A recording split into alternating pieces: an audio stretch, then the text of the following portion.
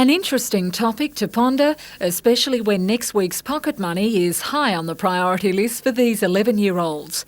In a new program, seniors are passing on basic debating skills to primary students in the Newcastle East Cluster.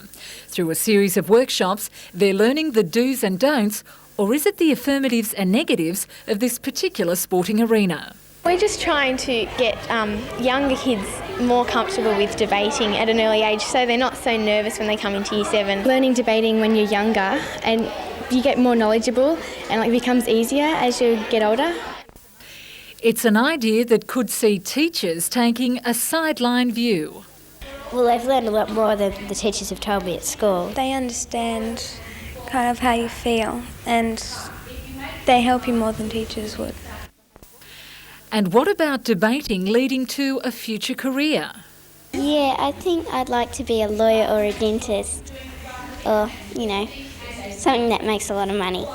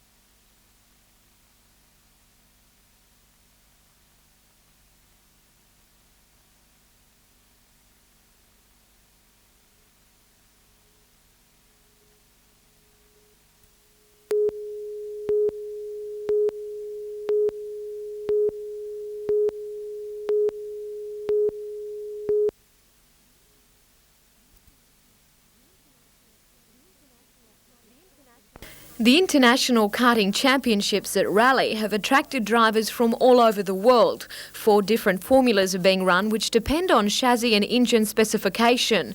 The premier category is Formula A, where teams are allowed greater freedom in the design of their karts.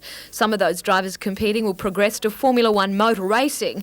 It's how world champions like Alain Prost began.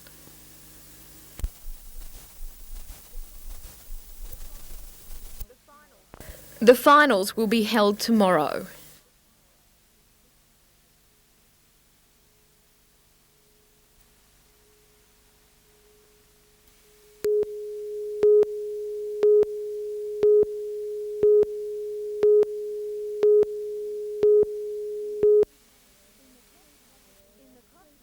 In the Coffs Harbour area, 3,000 people took part in the clean-up. Girl Guides concentrated on the foreshore, while fire brigade volunteers turned their attention to Karura Bay, just north of the city. Meanwhile, in Port Macquarie, scuba divers took the plunge and scoured the Hastings River at Settlement Point. It's a popular picnic and boating spot. Divers unseated a number of unusual items, including an old chair, bits of boats and bags of bottles. People from more than 650 cities and towns across Australia were involved in the clean-up. Organisers say today's exercise could become the blueprint for the Clean Up the World campaign in September this year.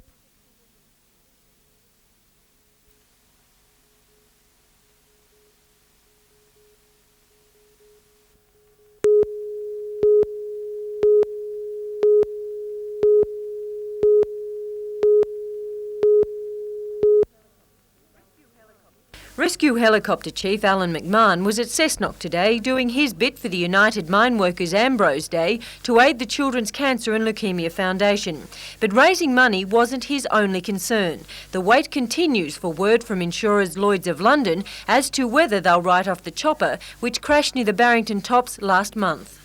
Hopefully the decision will come through by the close of day, by English time tomorrow.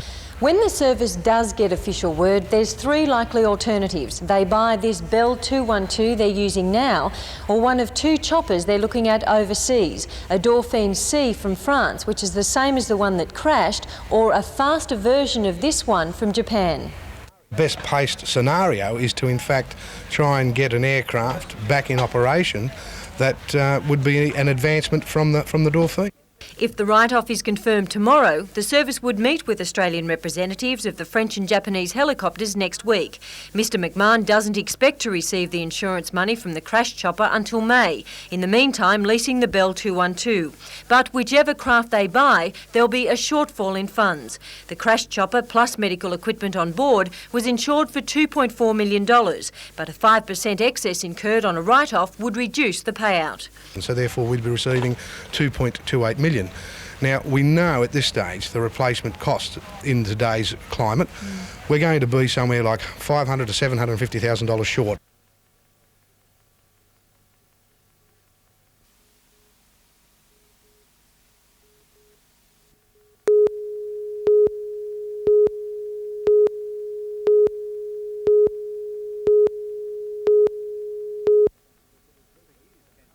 For years, Ken Clifford has regularly spent hundreds of hours a week helping the area's sporting juniors.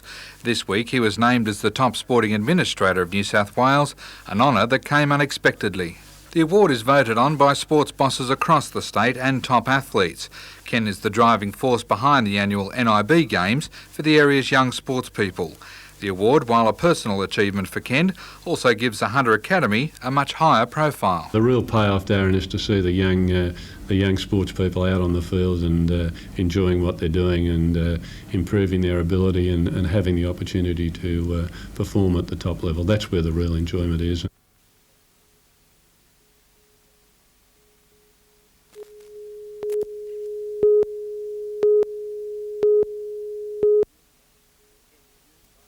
In June 1944, pilot officer Don Mason was shot out of the sky in an air raid over a French farm. In a strange twist, the farmer was killed the same day, and his son, Alexandre Glamois, believed the Australian pilot was responsible, so he kept the crash secret. But his silence ended last September. Pilot officer Mason's plane and remains were retrieved from a country field. Today, with military honours, the Typhoon fighter pilot was put to rest at the Bayo Cemetery.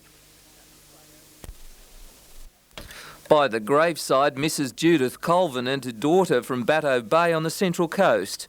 Mrs. Colvin was just 3 years old when her father went missing. Very sad, very moving. I just can't express how I feel.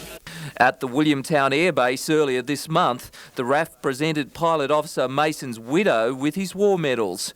A tragic mystery solved for the family after 5 decades of uncertainty. Peter Ryan, NBN News.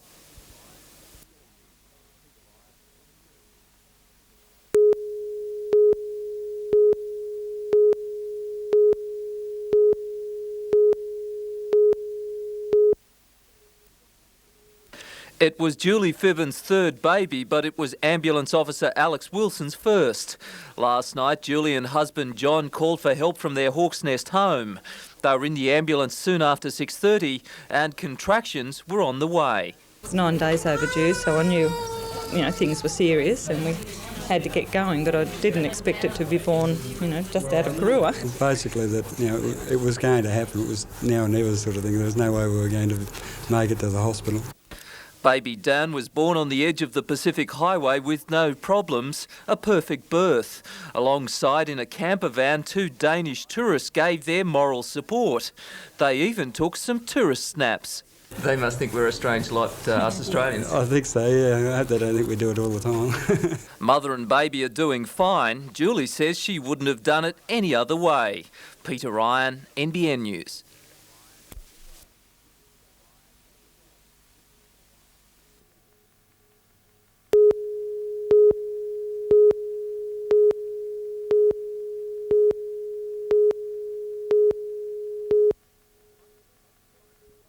Like many of the fine buildings constructed late last century, the Earp Gillum Bond Store was designed by the famous architect Frederick Menkins. It's considered one of his finest. It played a vital role in the early days of the port of Newcastle, holding goods until import duties were paid. Today's opening ceremony recreated that link with the harbour, the official party arriving in the William IV steamship at the Customs House wharf and making its way on foot to the store. On hand, the prime mover of the project, architect Brian Souters, who aroused the interest of Lay Constructions, a Kempsey-based firm which now owns the building.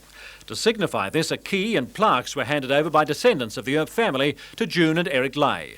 It was left to the president of the National Trust, Barry O'Keefe, to officially mark the rising of the phoenix from the ashes. Mr O'Keefe alluded to the problems encountered during the 5-year, $2.5 million project, such as opposition to car parking on the foreshore, but thanked the Newcastle City Council and the people of the East End now that the restoration of this national treasure is complete. Inside, a lift and air conditioning are but 2 of the amenities added to bring the building up to modern standards of the office environment. But huge timber beams and lime mortar brickwork ensure that the structure has retained its heritage value for the enjoyment and edification of future generations.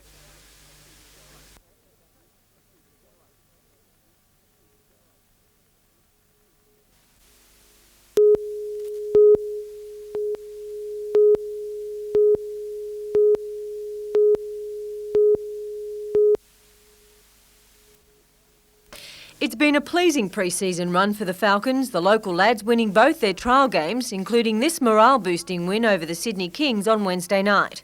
New recruit Simon O'Donnell will be sidelined for tonight's game against the Lithuanian team.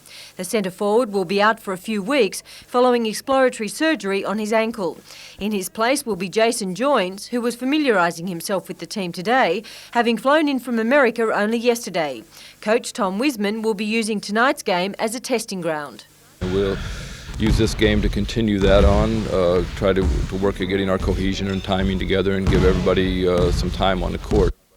As for what to expect from the Lithuanians, they have a team full of very good shooters. They all shoot the ball well, especially from the perimeter. They're a very big team. They want to run and they're capable of putting some huge points up on the board. Coach Wiseman says tonight's crowd can expect a big scoring game. Catherine Lamond, NBN News.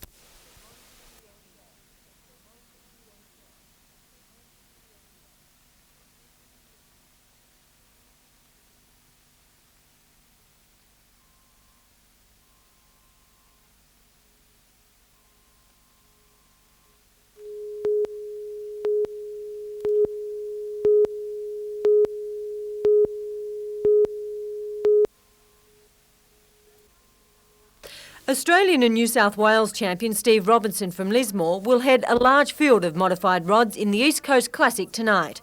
Backing him up will be Lismore drivers Stuart Hearn and former state champ Andrew Pizzuti. Flying the local flag will be Mick Turner, Graham Edmund, Matt Byrne and Scott Foy. And John Brown will certainly be doing his best to avoid a repeat of this performance.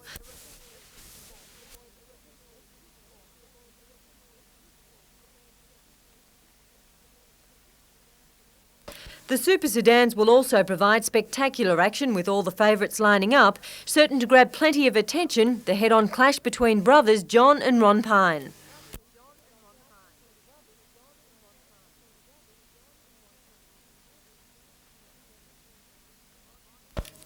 Catherine Lamond, NBN News.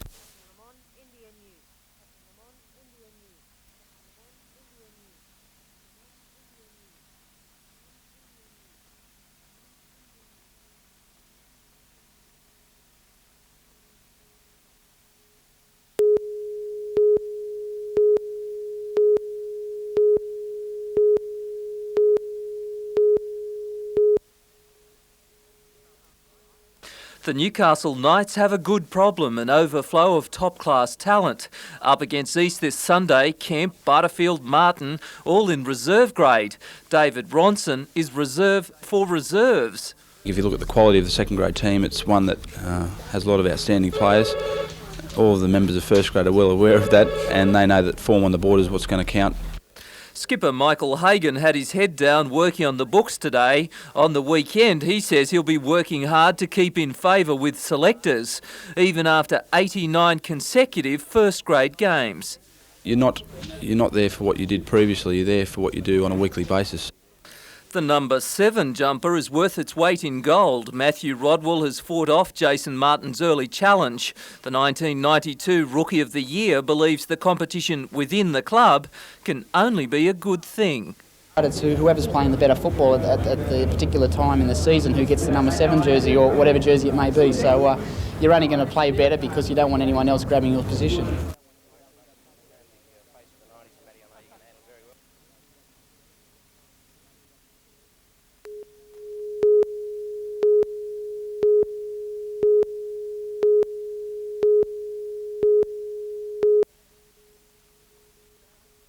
It's all in the family for Reece Jr. and Kane Duncan, especially when it comes to surf. They're a lot better surfers than I am, so I'm learning from them, where in the early days they were probably learning from me as far as on the ski. Reece Sr. began wave skiing with his son Reece Jr. 8 years ago. Reece Jr. went on to win 4 world titles. He's almost unbeatable. But there is one young bloke who's nipping at his heels. 14-year-old Kane Duncan has been impressive at the national titles at Newcastle Beach, competing in the junior division. This Aussie titles just proved what strength he's got. He's just got to get a bit of body strength and he'll be kicking the butt. Kane loves getting in the surf with Big Brother. It's good having him as brother, helps me, teaches me new moves and what I'm doing wrong and just helps me through it. 16 wave skiers are through for the final rounds of the Nationals tomorrow. In a first today, a tag team event saw Queensland get up against New South Wales. WA was third. Peter Ryan, NBN News.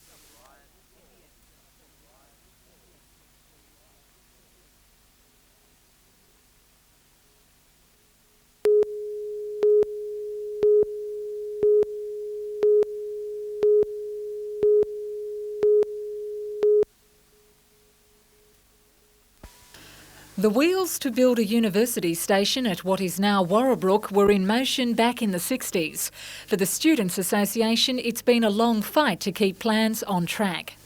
The university has set aside funds for infrastructure. The federal government has provided $2.5 million under an urban transport program that winds up in June. A recent survey shows most local residents support the idea. The findings were quite conclusive. 93% of the residents surveyed support the site that was agreed upon between State Rail and the Students' Association. According to the Students' Representative Council, it's the lack of support from State Transport Minister Bruce Baird that's proved the biggest hurdle. He wants the funds redirected towards a private bus service. On Saturday, the immediate future of the project will be decided. If there is an ALP government after the elections, we will be campaigning for the deadline to be extended, thus putting more pressure on Bruce Baird to make the final decision. The project also needs the support of Newcastle City Council, which has already rejected a recent development application. The Students' Association hopes to push its case forward at a public access meeting later this month. Hopefully the council members will decide at that point that the station is a good idea and that they'll proceed and allow the state government to build where the Students' Association and the State Rail agree.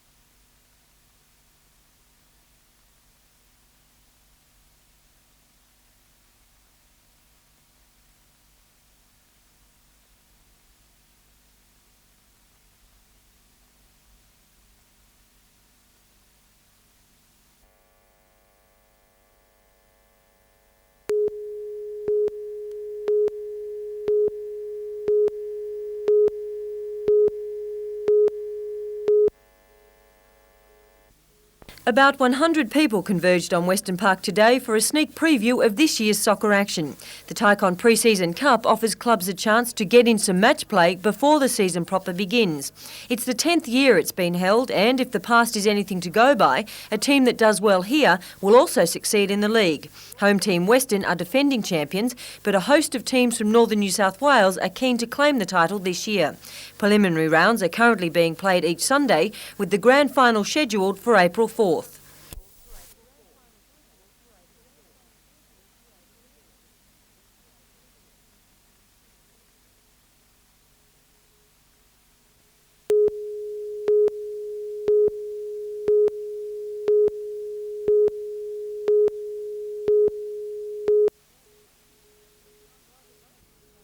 While the voting was over at 6 o'clock last night, the counting still continues in the seat of Lyne. Just over 60,000 primary votes have been tallied. Because no candidate has won 50% of the formal votes, the seat will have to be decided on preferences. The Conservatives will take the seat, but whether it will be won by the National Party or the Liberal Party is still to be decided. So far, Mark Vaile from the National Party has scored more than 16,000 votes, and Liberal Representative John Barrett is on more than 15,000. ALP candidate Dennis Driver has over 24,000 votes. It is probably a little bit closer than I had expected it to be, but I do believe, and I've said all along, that because of the change in the boundaries and also the changing makeup of the electorate, that I believed, being a three-corner contest, it would be a very, very close call right at the finish, yes. The electorate was traditionally a National Party stronghold. Labor candidate Dennis Driver is thrilled with the inroads Labor has made. I think the Labor Party result in Lyne's just outstanding. As disappointed as I am that we haven't won, I think to get 42% of the primary vote, that's a swing of 7%, is just fantastic, and it's done wonders for the Labor movement in the electorate of Lyne. The seat is not expected to be decided until later this week. Voters in the electorate of Page may have to wait several days to find out who will be representing them in federal parliament. With postal and absentee votes still to be counted, Harry Woods holds a narrow lead of just over 80 votes from the National Party's Mike Emerson, who polled about 30% of the primaries. We're quietly confident of winning. It'll go right down to the wire.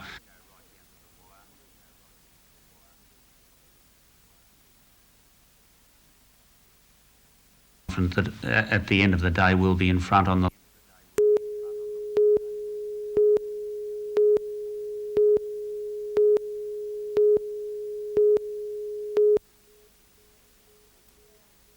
Regional areas are renowned breeding grounds for Australia's top hockey players. To foster this, the New South Wales Academy of Sport held a coaching clinic in Taree this weekend. In New South Wales, about 95% of our best hockey players start in the country, and so for us it's really, really important that we continue to go out to the country areas and talent ID and get the kids early enough for us to be able to help them. Hockey players aged 11 to 16 received expert tips from some of the country's best players and coaches. Organisers of the clinic hope the children will now build on the basic skills they learnt this weekend.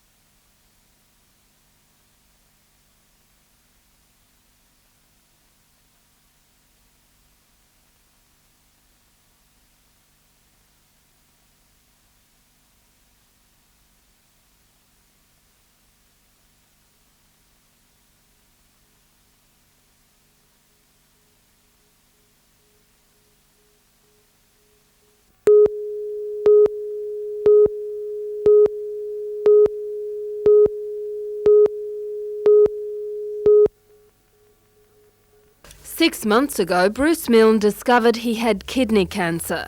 It subsequently spread to his spinal cord, partially paralysing him. Bruce has spent many months in hospital, but today he became the first patient to be cared for at the Martyrs' new hospice.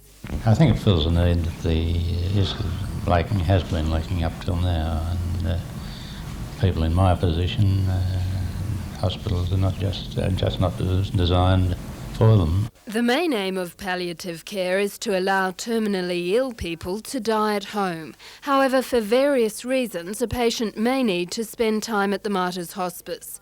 This often occurs if a patient's pain becomes too intense or the person caring for them needs a rest.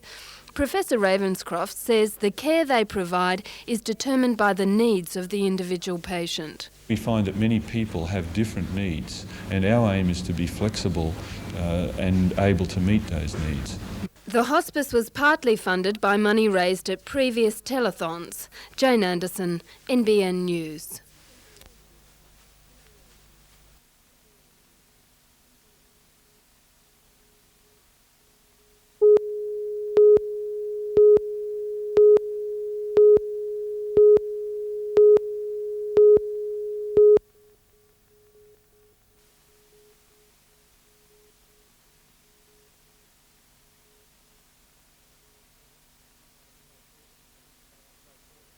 They throw caution to the wind, they don't look first, they're straight into whatever conditions there and think that's it. It's an enjoyment and a fun thing, but I think promotional material like this or anything that we can give them they take back through their universities, they're able to pass it on, that there are dangers there.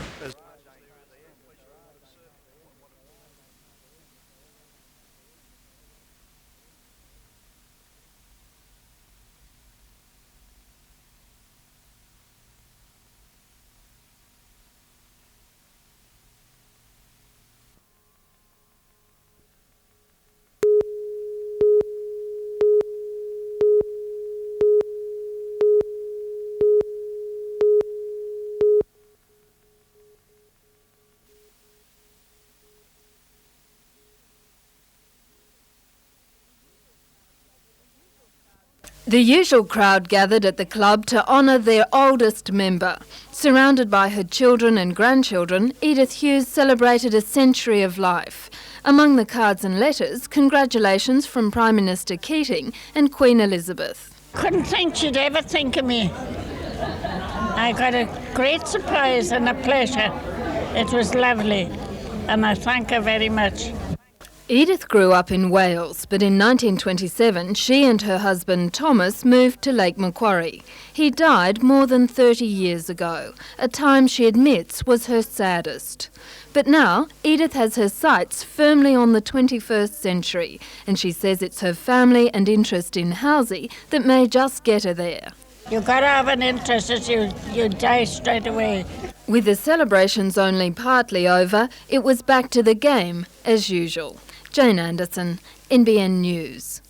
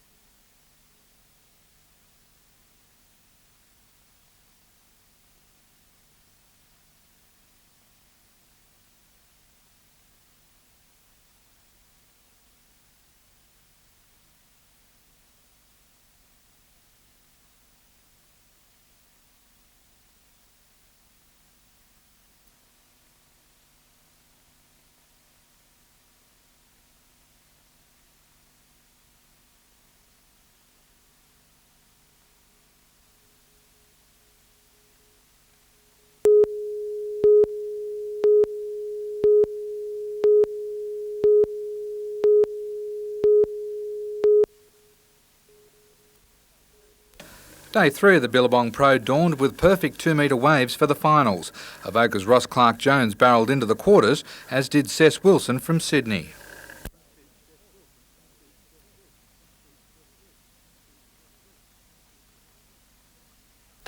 Among Newcastle's surfers, Matt Hoy did the best, carving his way into the quarterfinals before being eliminated.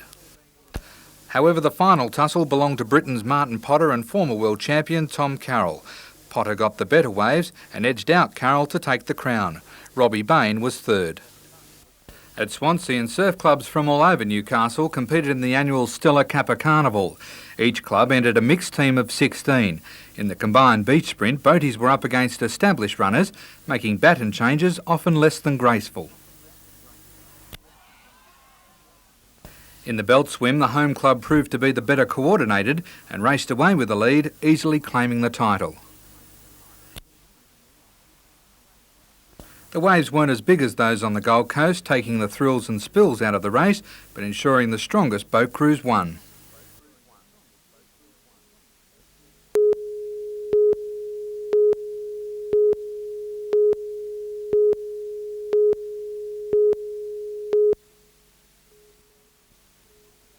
Before the auction of the house in Coningdale Crescent began, the crowd was made aware of the controversy surrounding the property.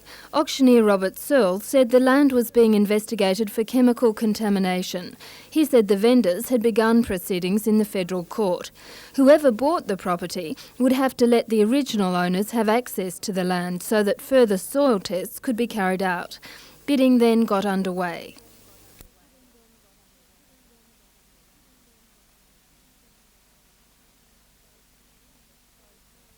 Those who had gathered showed no interest in buying the property.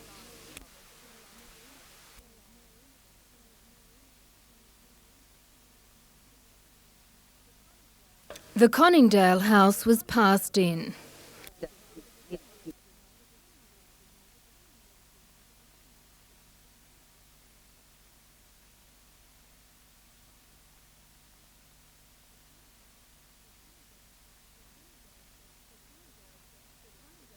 The Coningdale Crescent house is expected to be put up for sale on the open market. Jane Anderson, NBN News.